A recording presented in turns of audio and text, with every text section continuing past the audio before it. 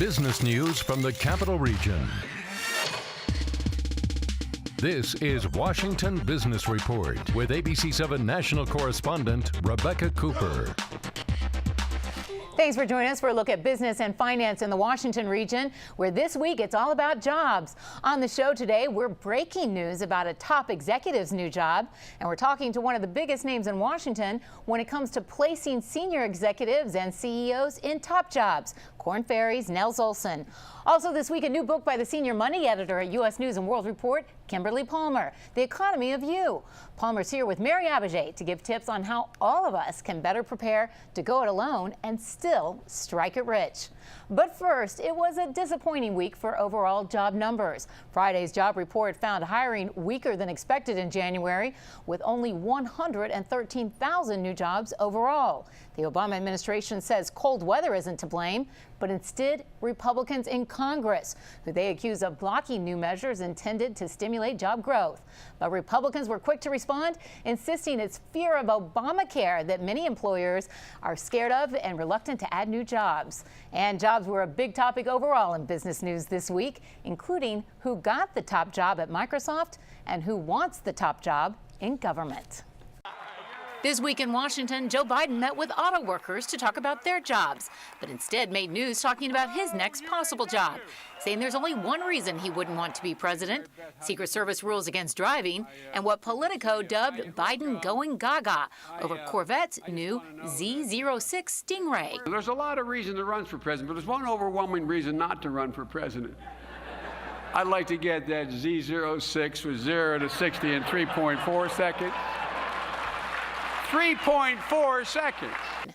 Biden later made it clear there's really no reason he wouldn't want to be president, just in case Hillary Clinton was wondering. Also this week, Microsoft named its new CEO. The company's longtime corporate software and now cloud developer, 46-year-old Satya Nadella. But Bill Gates is also back. He's giving up his chairman title but taking on a new technology role, and says he'll spend a lot more time in the building than he had while focusing on the Gates Foundation. Despite all the talk, Ford's Alan Mulally had been eyed for the top job. Many analysts called this the right move for the Microsoft mindset. It's a very insider-oriented culture, so I think it makes a lot of sense to take someone from internal to the company and promote them up. It would be hard for an outsider to navigate the organization that is Microsoft today. Also this week, CVS said it wants to be first in healthcare, so it's quitting cigarette sales. And in Montgomery County, Doug Duncan blasted the big biotech eviction. Running for his old job as county executive, Duncan called it a bad move to kick biotech entrepreneurs out of the William Hanna Innovation Center at Shady Grove, making room for a new national cybersecurity center. Duncan says the county is big enough and officials should be smart enough to make room for both. And with jobs being one of the hot topics in business news this week, we get to break news here about the next job for one of the most powerful executives in the Washington region. Barbara Lang made big news when she announced she was stepping down as president and CEO of the D.C. Chamber after 12 years. Now she's here today to announce her next move. Barbara Lang, as always, thanks for joining us. So drum roll, please. What's next for Barbara Lang? Well, Rebecca, I promised you I'd come back. And you are a woman true to your word. And announce it here, and thank you for having me. I looked at a lot of opportunities, and nothing quite grabbed my attention, and so I'm going to do my own thing. So we will be rolling out Lang Strategies LLC, and people will think that we will be doing lobbying. That's not what we will be doing. I've done 12 years of that.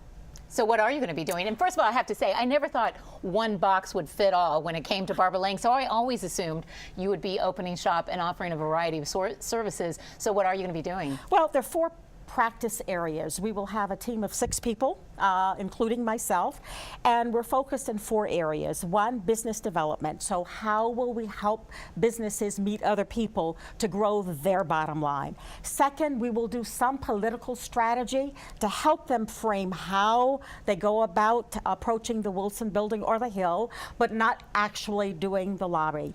The third thing is executive leadership. So we will focus on how do you grow people. This is a brand new economy, and how do you get people operating in this new world order, which includes change management. And that's very difficult to do, but how do you move people into a new direction? And finally, strategy and tactical planning. So how do you change your processes and things right now, but then how do you start to think about the future and laying out a plan to get there? And I think the 5 people that will be joining me are all poised to help businesses do that. I know the names of a few. You have always brought on the best and the brightest, and you're taking some of them with you, but they'll still be helping the chamber as it makes its transition. Do we know the name yet for who's going to be succeeding you at the chamber? We do not. I think the search firm and the search committee are very close to a decision.